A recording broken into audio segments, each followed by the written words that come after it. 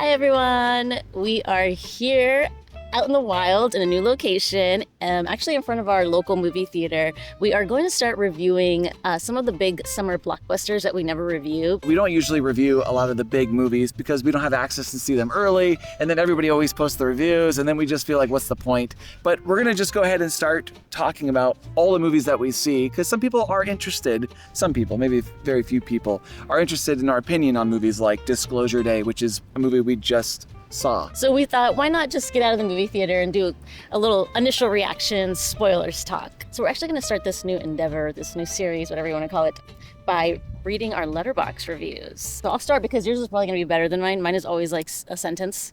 So mine, I wrote, a nostalgic Spielberg movie that is sometimes confounding, but other times beautifully emotional. Okay. I accidentally wrote mine way too long. Okay, well, you always do that. I'll shorten it up But next you time. always do that. Spielberg's latest gets off to a rocky start following an uninteresting protagonist on the run from an even less interesting antagonist, but Emily Blunt injects much-needed life into an otherwise lackluster story that eventually builds towards a stirring conclusion. By the end, John Williams' score works its magic, and Spielberg once again summons the sense of awe and wonder that has long defined his career, while also reminding us that we are not alone in more ways than one.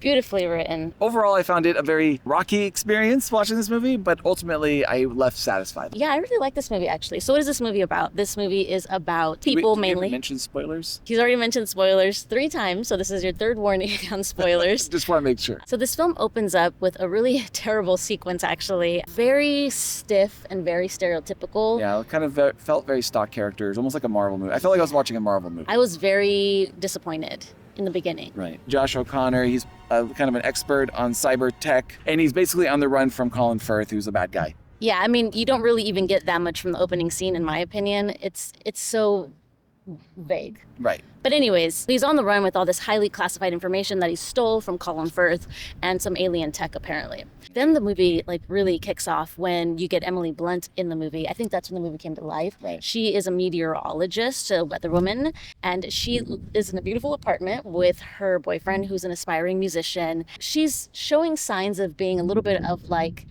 lost in her purpose and what she wants to do. She shows him an audition tape and she's not really sure the path she should take, if they should move. Amidst these conversations, the boyfriend opens up the window and a cardinal comes into their apartment, and she actually ends up becoming mesmerized by this cardinal. She starts randomly speaking Russian.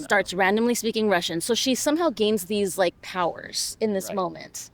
We realize on her way to work and at work that she's actually has these new powers of almost like a medium. She's a medium that can channel dead people, it seems like. Yeah, she's like Obi-Wan Kenobi. She's able to see right through right into their soul and be able to say exactly what they feel like they need to hear at that moment. Yes, and so a lot of times it'll be like mediums, they'll bring up a dead parent or a dead child, and she's able to connect with people in a very deeply emotional way, and they listen to her. Right. They become entranced by her.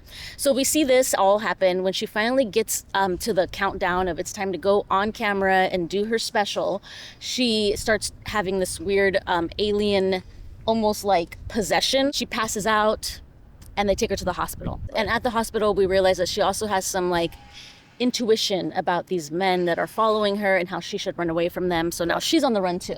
Yeah, and she's trying to find also Josh O'Connor at that point. Yeah. She's feeling some gravitational force that she must find this person. Yes, and so then we meet Coleman Domingo, and he's kind of like the Yoda. He's like the conductor of this whole thing. Well, he's part of a organization that is like these rebels or these whistleblowers, right? They're a team that left the same organization that Josh O'Connor left. They all left together, stealing all this highly classified information and this tech, and they're all planning. Something is being planned. He's in a warehouse with a fake house, and we don't exactly know what's going on. Yeah, and he's kind of like the orchestrator. He's orchestrating this meetup. He's orchestrating this whole rebellion. It's a pretty vague character. Did you like his character?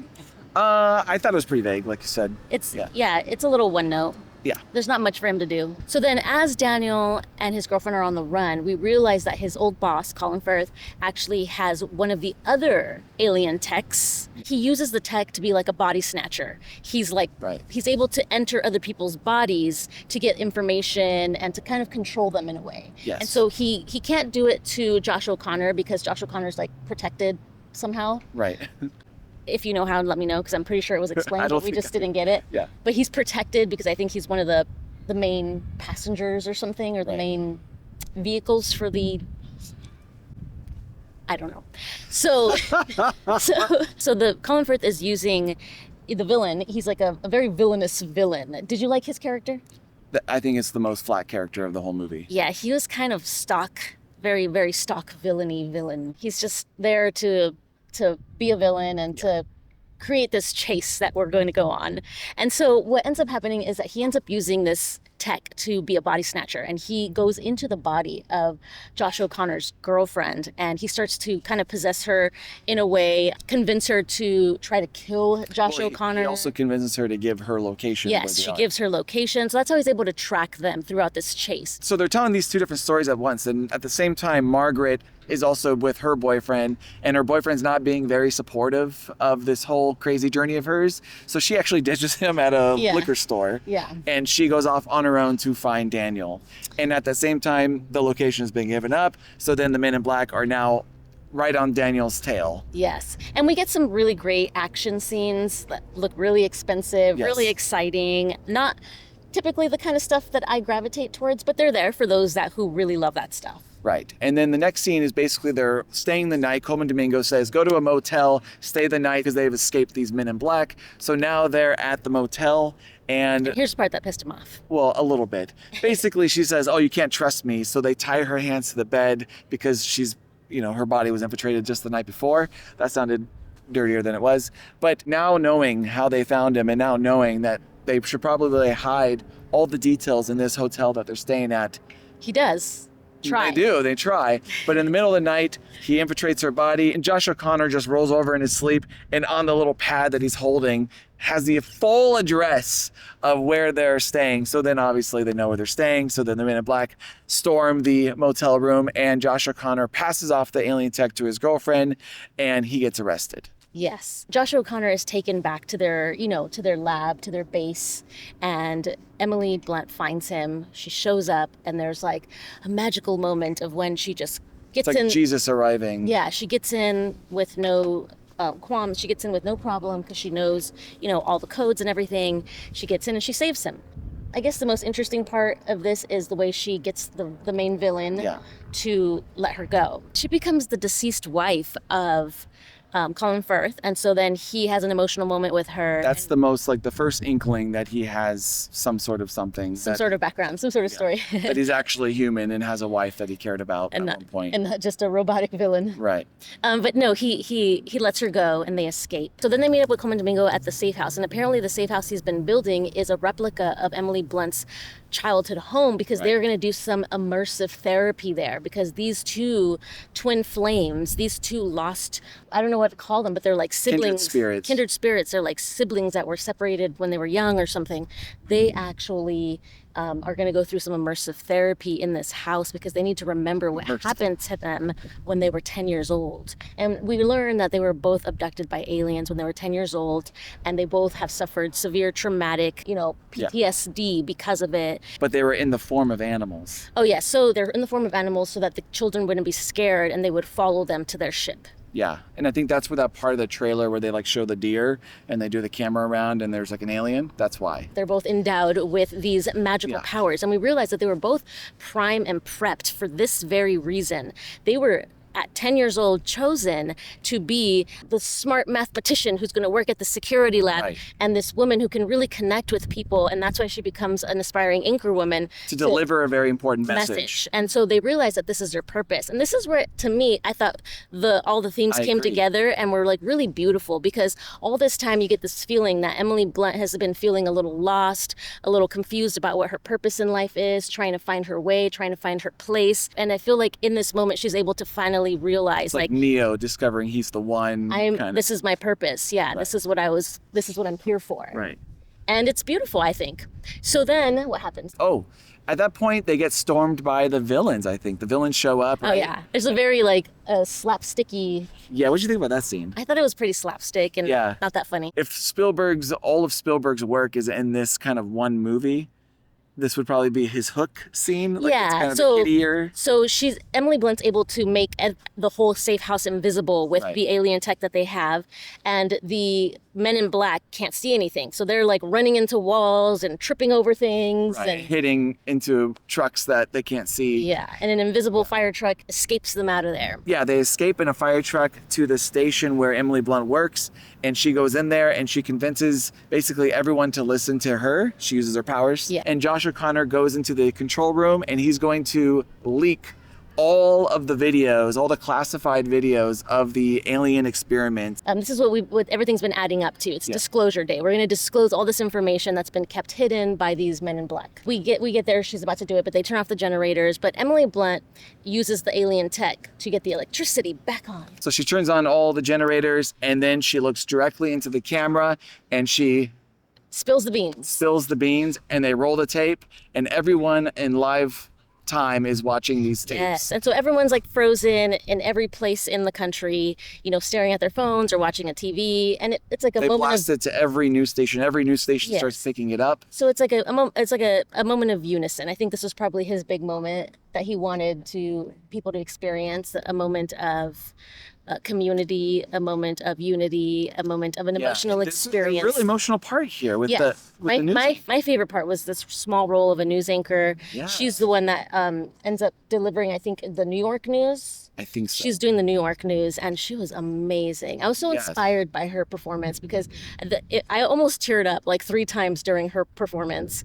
She was very good. I thought so too, She did a great job. She did an amazing job. I couldn't even really articulate why I was getting emotional, really, but it's surprisingly emotional. She did it so subtle and so realistic and so just deeply, like it was impacting her deeply as she was sharing this news, and it made you feel almost like, oh, we're all going through this very traumatic experience together right now. Right. So that was a very beautiful moment. Yes. And she portrayed it really well. And then at that point, Coleman Domingo wheels in a mysterious box. And inside the mysterious box was a missing exhibit from this lab. They open it up and out comes an alien. Yeah, and we should mention that in the videos that they're leaking, it shows that they've been holding aliens hostage, they've been torturing them, and apparently this is one of the ones they had been holding hostage until he grew very, very old. So now he's in a wheelchair. Yeah, some of these videos date back until the 50s. Yes. So the alien then comes on, and because Josh O'Connor understands his language, he whispers into Josh O'Connor's ear, and then Josh O'Connor translates to Emily Blunt. And Emily Blunt, we don't hear what it is, but Emily Blunt goes to the camera, looks directly into the lens like I am now, and says, "Listen." Right? Is it listen? Yes. Cut to black. Cut to black. And I don't know about you, I think the ending really worked for me. The ending really worked for me too. Good. It really worked. I will say though, as soon as it was over, he turned around to me and he was like, God, as soon as it was getting good, it ended. I did feel that way. Like as soon as this movie starts cooking, it ends. And I guess you should end on a bang. Okay, so what do you think he was going to say after she said listen? Because I got the feeling that it was going to be something kind of dour. Like I thought it was going to be scolding of some sort. Yes, like they were going to be like, listen, you are doing a terrible job and we are here to help you or to take over. Listen, I am the captain now. Yeah, like exactly. That. Or it could be like, listen, I'm going to let Taylor Swift finish, but Beyonce had the best record of all time or something like that. Yeah. It could be anything. It could be, listen, I know a lot of you believe in God. I talk to God. He's very disappointing. Exactly. Something like that. Yeah, I was getting not very positive vibes. Like we just finished torturing them and holding them hostage. Like they're not going to be happy, right? My mind automatically goes always to thinking like an alien would warn us about the things that we're not doing well or correct. Yeah. You're destroying the planet. I don't know, things like that. Yes. But either way, it could be interpreted many different ways, I think. Yeah, it really worked for me. I really enjoyed this movie. I think there were so many moments of nostalgia, the music aligning perfectly with these moments. Yeah, I would just say the main thing about this movie is really the story leading up to that is a little questionable. Josh O'Connor's character is one person I think blame him. I know he's a great actor. I've seen him be a really fantastic actor, but the script just doesn't give him a lot to do. I personally think they should have given him a trait. Like, he needs something to play. Like, yeah, I think he displays a lot of neurospicy characteristics in a way because, you know, he's like an expert at math and things like that. right. Could have made him at least dorky with glasses or something, you know. There's just nothing for him to play. He just comes across as a little flat. Same with the villain. We talked about that earlier. And so the Emily Blunt really stands out as being the one who's the more dimensional character. She's the shining star. And also I just feel like this is a pretty like decent premise, but like sometimes the scene selections are just kind of like confounding. Like you mentioned in the beginning, like the opening. I don't understand why we open that way. Like the whole thing is about how he's leaked all this information out of this company or out of this organization. Why not start with that, where he's like, the first scene is him trying to leak all this information. It's like a little, you know, espionage, suspenseful scene. Like a heist scene. Yeah, because everyone's living on the same day, we learned, right? I see, yeah. Yeah, it was almost like a planned rebellion where they all Exactly. quit We should the have same started day. with the planned rebellion taking place. And as soon as everyone escapes one by one out the building, boom, disclosure day title. Yeah, and then the other thing I would say too is like they say throughout the whole thing like that, you know, this information cannot get out there because society would crumble. And maybe it's just a personal thing, is that I don't really think that the world or society would crumble like they say it would. And also like with the religious themes, like the girlfriend of Josh O'Connor, she was concerned that, you know, what would this mean that there's another artificial intelligence? Would that mean that we can no longer believe that God can exist? And she learns really like easily from the nun that like, no, it'll be fine. And that's what I felt like all along. So it was never really like a big question for me. So you found it that it wasn't suspenseful about the nation crumbling, though? I just think the questions that the movie was posing, I didn't feel like those answers were very complicated. We have the dinosaurs, we have the Big Bang, we have evolution. We know that, you know, people are able to say, well, you know, God works in mysterious ways. We know that they're going to be able to come up with a reason why God created aliens. Everyone's able to adapt to our world. We're a resilient people. We're a resilient society, humanity. That God works in mysterious ways is a nice blanket that just covers anything that could pop up like this. I think most humans probably already assume that aliens exist. You tell us. I don't think so. To me, I think the bigger question, the bigger dilemma isn't that, oh, if people find out aliens exist, what would that mean? To me, the bigger question is, how would people react to find out that aliens existed, but not that we tortured them as a country?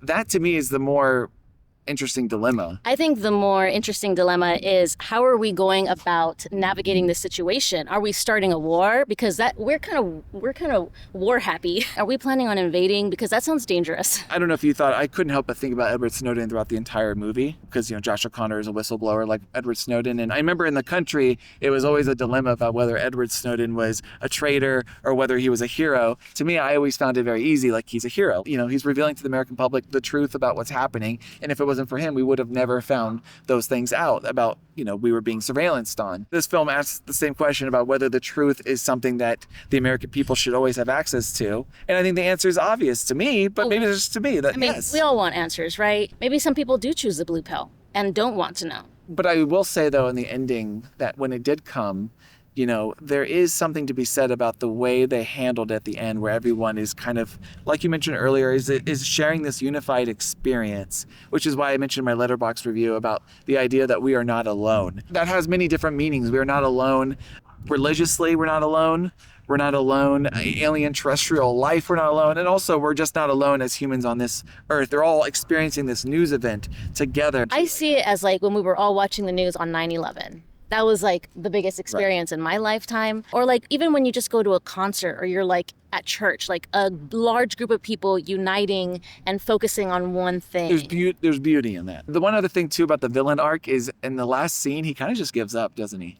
Yeah, he does. His character was a little... Unless I missed why he like gave up so easy, it seemed like he was seeing his wife again in that last scene. So then he was just him and Emily Blunt make some eye contact, almost like she's, remember, I'm your wife. Yeah. Hopefully we're able to make this into a video. Oh, yeah, I don't know. I don't know if this is even working. We're rambling at this point. But Yeah. we didn't even talk about other things. But I mean, I think it goes out with saying, obviously, like John Williams' score is great, right? Yeah. When he works with Spielberg in this way, they create some really magical moments. That goes without saying. Cinematography, I think, is great. The way they shoot it, the camera, and how it moves. Sometimes some of these shots are really incredible. All those kind of things that you do like in a Spielberg movie are there. I think the only real overall thing is just kind of that script, that story. I think that's the only element that's really missing for me here. Like I said, it's a simple pleasure.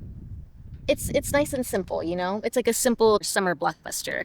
And there are some very beautiful moments. There are some confounding moments that we're like, why did we go that route? And what does that mean? And why is it so superficial? But I think the beauty outweighs any negatives I have. So for me, I left overall positive. Okay.